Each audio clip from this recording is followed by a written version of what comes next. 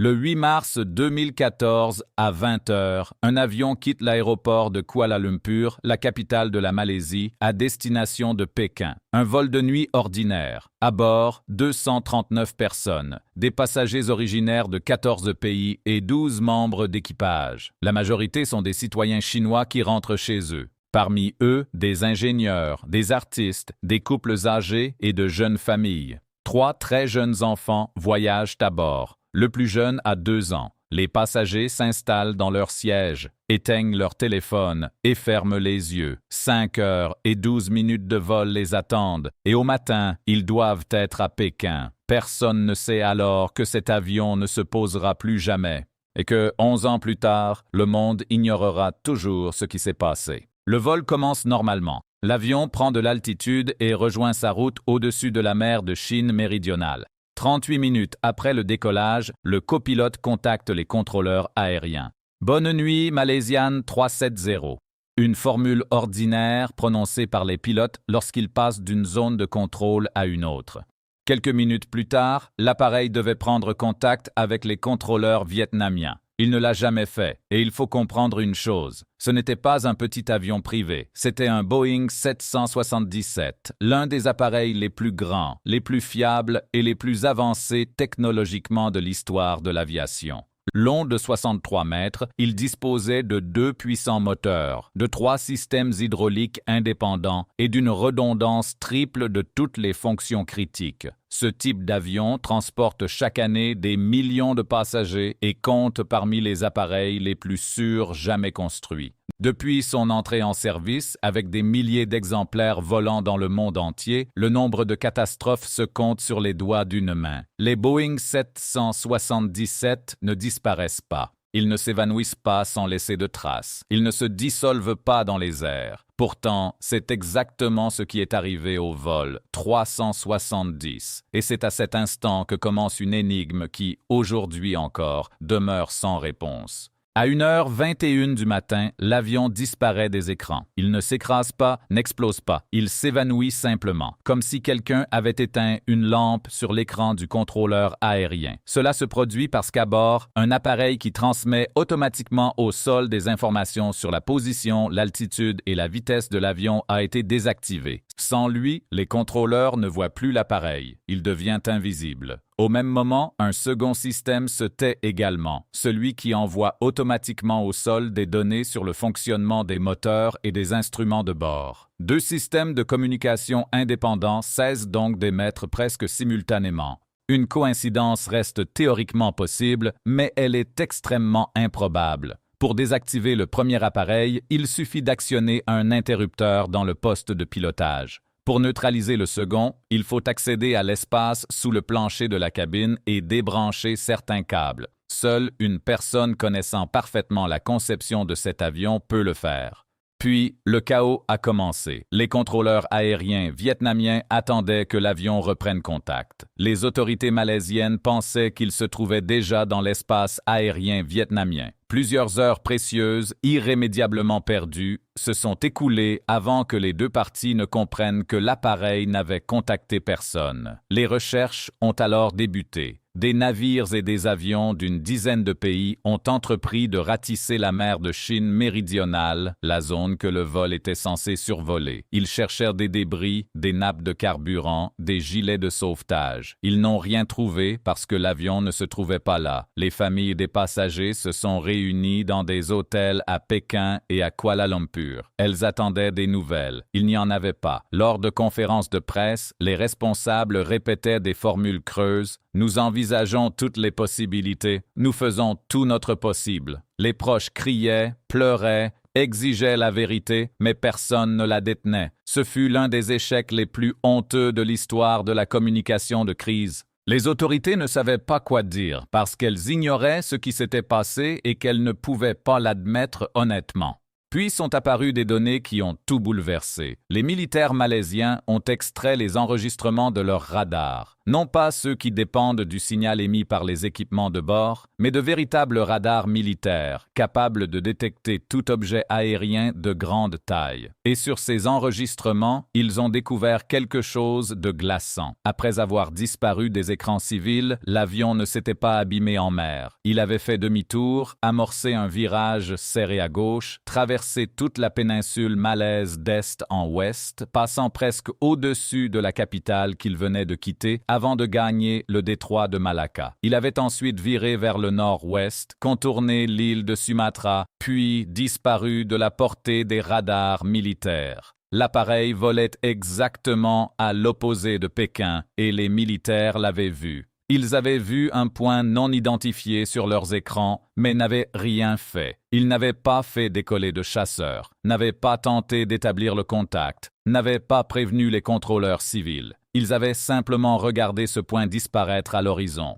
Cet épisode est l'un des plus choquants de toute cette histoire. Les radars militaires ont une mission: détecter les appareils qui ne devraient pas se trouver dans les airs et réagir. Un avion non identifié, volant de nuit dans votre espace aérien sans aucune communication, constitue précisément le type de situation pour lequel la défense aérienne existe. C'est pour cela que des chasseurs d'alerte sont maintenus prêts à décoller en quelques minutes. Mais personne n'a décollé. Peut-être que l'opérateur de permanence a cru à un avion civil dont le transpondeur était défaillant. Peut-être n'y a-t-il tout simplement pas prêté attention. Ou peut-être, et cette hypothèse est la plus inquiétante, que le radar fonctionnait en mode automatique et que l'enregistrement n'a été examiné qu'après les faits. Si l'armée malaisienne avait réagi en temps réel, un chasseur aurait pu rattraper l'avion, établir un contact visuel et tenter de joindre l'équipage. Peut-être que les 239 personnes auraient survécu.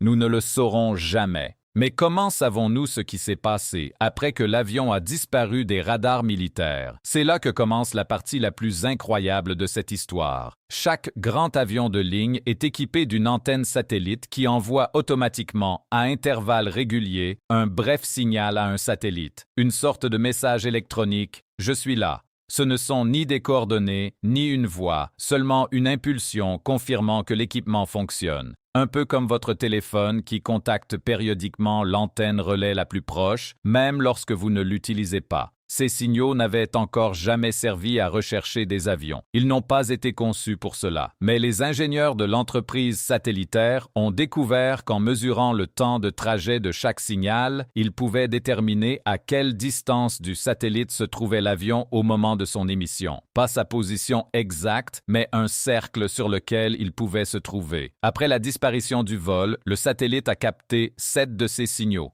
Le dernier est arrivé 7 heures après que l'avion eut disparu des radars. 7 heures. Pendant tout ce temps, l'avion a suivi la trajectoire calculée par les ingénieurs. Les 7 arcs se croisaient dans 2 zones possibles, l'une au nord en direction de l'Asie centrale, l'autre au sud vers l'océan Indien. L'hypothèse du Nord a été écartée. Un avion traversant l'Inde, le Pakistan et la Chine aurait nécessairement été repéré par les radars militaires de ces pays. Or, personne n'a rien détecté. Restait le Sud. L'avion a poursuivi sa route vers l'une des régions les plus désertes de la planète, où il n'y a ni îles, ni navires, ni êtres humains. Seulement un océan sans fin, profond de 5 kilomètres. Pour mesurer à quel point cet endroit est isolé, imaginez-vous dans un canot pneumatique. À ce point précis de l'océan, la Terre la plus proche se trouverait à 1000 kilomètres, quelle que soit la direction. Aucun navire ne traverse régulièrement cette zone. Aucun avion ne la survole. C'est littéralement nulle part. Un vide sur la carte, où il n'y a rien d'autre que l'eau, le vent et les vagues. Quiconque a dirigé l'avion vers cet endroit a choisi un lieu où il ne serait jamais retrouvé, et a presque réussi. Après 7 heures de vol, au moment où le carburant aurait dû être épuisé, un satellite a enregistré le dernier signal. Après cela, le silence, pour toujours. Mais que s'est-il passé dans le cockpit? Qui a fait demi-tour avec l'avion? Qui a coupé tous les systèmes de communication? Qui l'a piloté pendant 7 heures vers le sud, dans le vide? Voici 3 hypothèses dont aucune n'a été prouvée. La première, une panne. Un incendie, un court-circuit, une dépressurisation, une catastrophe technique quelconque qui aurait mis l'électronique hors service et privé les pilotes de la possibilité de contrôler normalement l'appareil.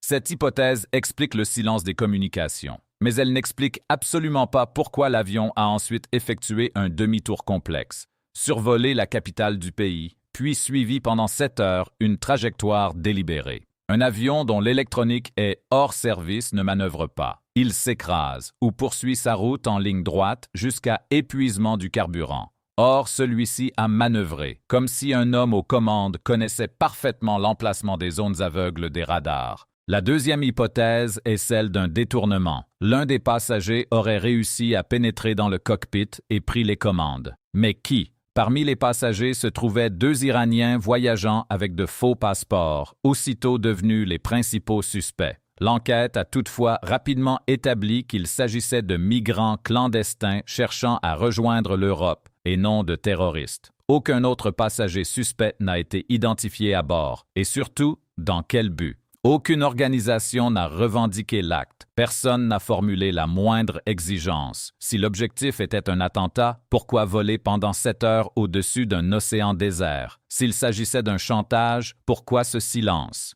La troisième hypothèse est considérée comme la plus probable par les professionnels qui enquêtent sur ce type d'affaires. L'un des pilotes aurait agi délibérément. Le commandant de bord, le capitaine Zahari Ahmad Shah, âgé de 53 ans, était l'un des pilotes les plus expérimentés de la compagnie aérienne. Après la disparition de l'avion, la police a saisi son simulateur de vol domestique, une installation dotée de plusieurs écrans et d'un véritable manche, sur laquelle il s'entraînait pendant son temps libre. Les données ont été envoyées au FBI américain. Parmi des milliers de vols virtuels enregistrés, les enquêteurs en ont découvert un qui les a laissés sans voix. L'avion virtuel décollait de Kuala Lumpur, virait vers l'ouest, descendait vers le sud, puis s'abîmait dans l'océan Indien une fois son carburant épuisé. Cet itinéraire correspondait presque exactement à celui que le véritable vol aurait suivi, selon les calculs. Mais il ne s'agissait pas d'une preuve formelle. Le capitaine avait enregistré des milliers de vols à travers le monde, des voyages virtuels auxquels s'adonnent de nombreux pilotes. Cette route vers l'océan Indien pouvait n'être que l'un d'entre eux.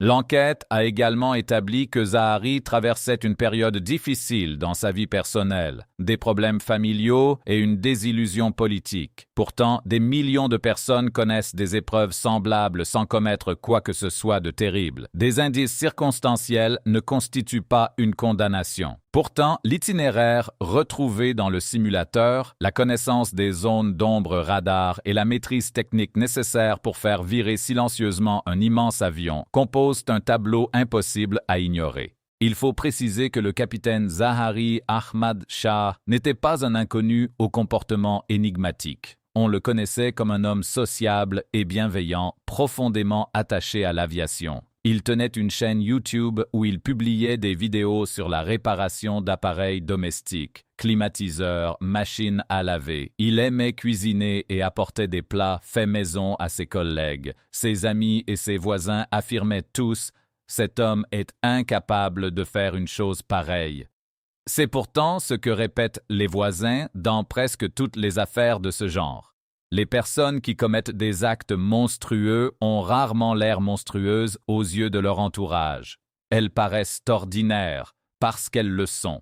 Des gens ordinaires chez qui quelque chose s'est brisé. L'enquête n'a jamais trouvé l'arme fumante, la preuve directe qui aurait désigné sans équivoque le capitaine. L'itinéraire relevé dans le simulateur de vol est ce qui s'en rapproche le plus, mais il peut aussi recevoir une autre interprétation.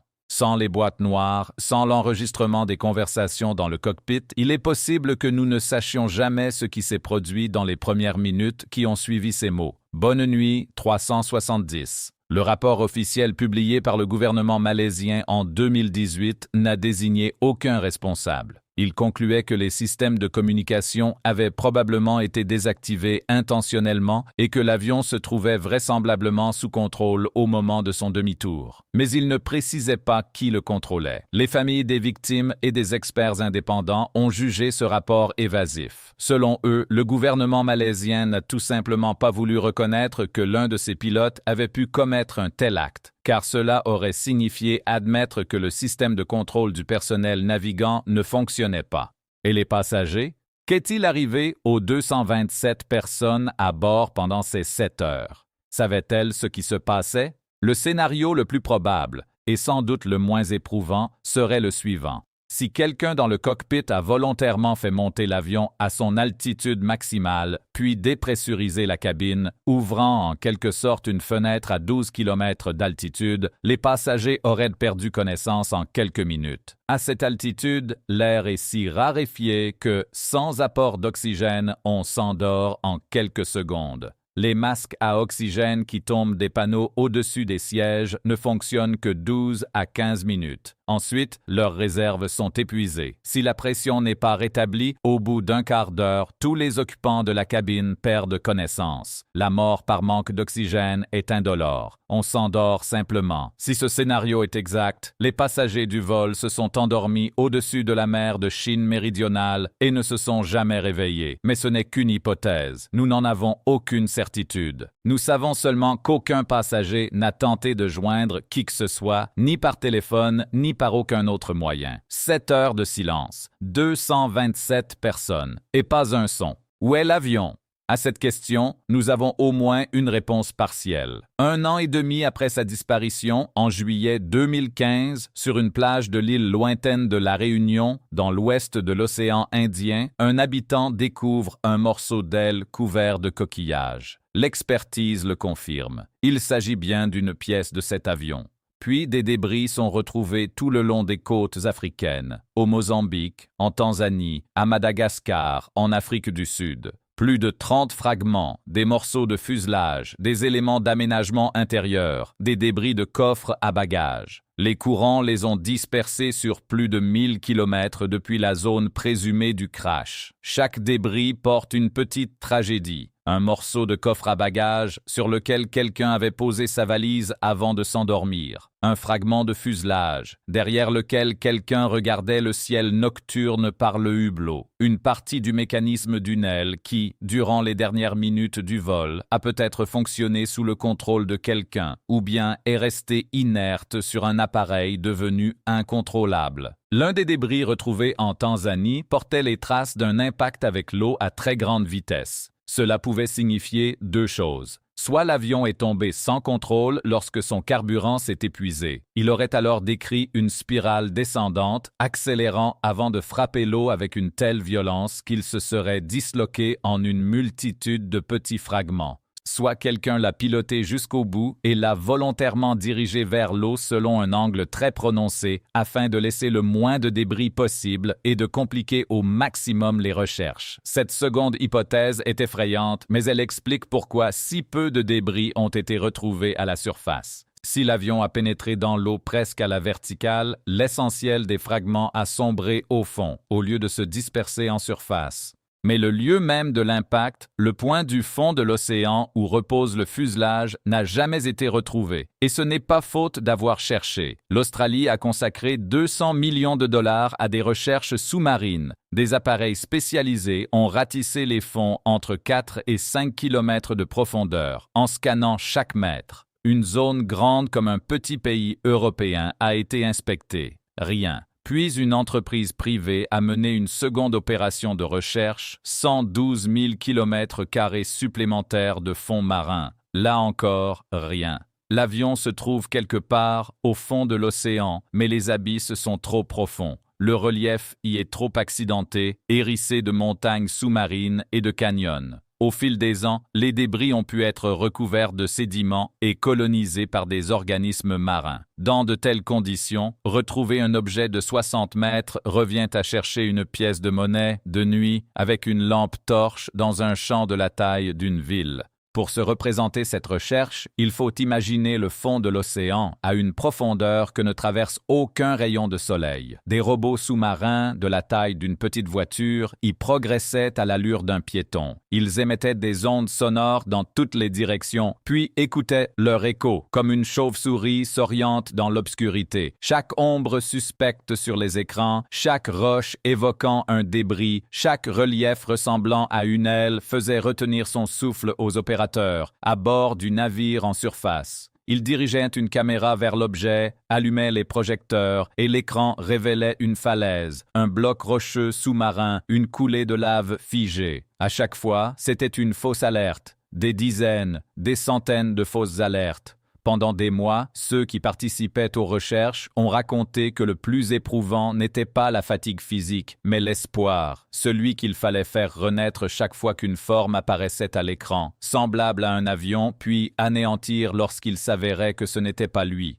Le fond marin de cette zone s'est révélé être une véritable chaîne de montagnes sous-marines. Des sommets volcaniques hauts de plusieurs kilomètres, des ravins, des grottes, des champs de magma solidifiés. Avant les recherches du vol, cette portion des fonds océaniques n'avait jamais été explorée. Les cartes n'y indiquaient qu'une étendue bleue et uniforme. En réalité, sous l'eau se cachait un relief comparable aux Alpes. L'avion pouvait reposer au fond d'un ravin enseveli sous un éboulement ou sur le flanc d'un volcan sous-marin recouvert de sédiments et de coraux. En 11 ans, l'océan pouvait l'avoir dissimulé avec une telle efficacité que même l'instrument le plus sensible passerait à 1 mètre de lui sans le détecter. En 2024, la même entreprise privée a annoncé être prête à tenter une nouvelle fois les recherches en s'appuyant sur de nouvelles technologies et sur une nouvelle zone définie à partir de calculs récents. Les robots sous-marins de nouvelle génération sont plus rapides et voient mieux qu'il y a 10 ans. L'espoir reste prudent. Cette fois, la chance pourrait être au rendez-vous. Mais rien n'est garanti. Et même si l'avion est retrouvé, cela ne signifie pas nécessairement que les réponses le seront aussi. À bord se trouvent 2 boîtes noires, des enregistreurs de vol. L'une capte les conversations dans le cockpit,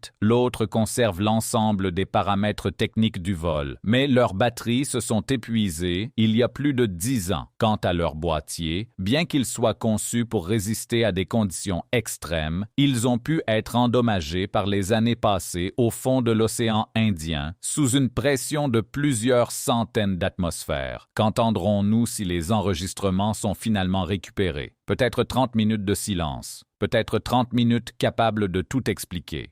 L'histoire a changé l'aviation. Après la disparition du vol, les autorités aéronautiques internationales ont instauré de nouvelles règles. Chaque avion de ligne dans le monde doit désormais transmettre en continu sa position par satellite, afin qu'aucun appareil ne puisse plus disparaître pendant 7 heures. Les règles d'accès au cockpit ont été durcies, l'évaluation psychologique des équipages renforcée et les procédures de coordination entre les contrôleurs civils et militaires révisées. Chacune de ces mesures découle directement de ce qui s'est produit le 8 mars 2014. 239 personnes ont péri, mais leur mort sauvera peut-être des milliers de vies à l'avenir. Pour les familles de ces personnes, ce vol n'est ni une énigme ni une histoire policière. C'est une blessure ouverte qui fait souffrir chaque jour. 11 ans sans réponse, sans corps, sans tombe, sans adieu. Les psychologues parlent de perte ambiguë, une situation où l'on ne peut ni faire le deuil d'un disparu, ni attendre réellement son retour. Les parents, les enfants, les maris et les épouses des passagers de ce vol vivent suspendus entre le chagrin et l'espoir. Chaque fois qu'une information surgit, la découverte d'un débris, l'annonce de nouvelles recherches, l'apparition d'une nouvelle théorie, la blessure se rouvre sans jamais se refermer. C'est l'histoire d'un rappel de choses auxquelles nous préférons ne pas penser. Du fait qu'au XXIe siècle, dans un monde de satellites, de systèmes de navigation et de communications instantanées, un immense avion transportant 239 personnes peut tout simplement disparaître. Du fait que l'océan reste immense et indifférent, que nous en savons moins sur les fonds marins que sur la surface de la Lune, et qu'il existe des questions auxquelles, peut-être, aucune réponse ne sera jamais apportée. Non parce qu'elles n'existent pas, mais parce qu'elles reposent au fond de l'océan, dans l'obscurité, à 5 kilomètres de profondeur, sous des millions de tonnes d'eau, silencieuse. 239 personnes ont embarqué sur un vol de nuit ordinaire. Des ingénieurs se rendant au travail, des artistes partant pour une exposition, des grands-parents rentrant de vacances, une mère et son fils de 2 ans. Des gens ordinaires qui voulaient simplement aller d'une ville à une autre. Leurs photos sont encore posées sur les étagères des maisons où on les attend. Leur histoire, interrompue en pleine phrase et suspendue dans les airs comme ce dernier signal envoyé au satellite, demeure le plus grand mystère de l'histoire de l'aviation. Et tant que l'avion ne sera pas retrouvé, ce mystère ne sera pas résolu. Peut-être ne le sera-t-il jamais. Mais savez-vous ce qu'il y a de plus insupportable dans cette histoire? Ce n'est ni le mystère, ni les théories du complot, ni les détails techniques. C'est qu'à Pékin, quelque part, une mère n'éteint toujours pas le téléphone que son fils lui avait demandé de recharger avant son départ. À Kuala Lumpur, des enfants ont grandi sans leur père, partis simplement en voyage d'affaires et jamais revenus. En Australie, une femme âgée met chaque matin 2 couverts sur la table, l'un pour elle, l'autre pour son mari, qui devait rentrer de vacances il y a 11 ans. Pour eux, ce n'est pas une énigme, c'est leur vie. Une vie dans laquelle une personne a tout simplement disparu, sans explication, sans adieu, sans point final. Et cette vie continue, jour après jour, depuis 11 ans.